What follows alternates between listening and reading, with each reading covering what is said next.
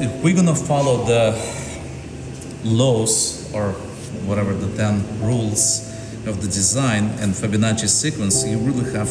to remember about the law of repetition, right? So that twist is not as huge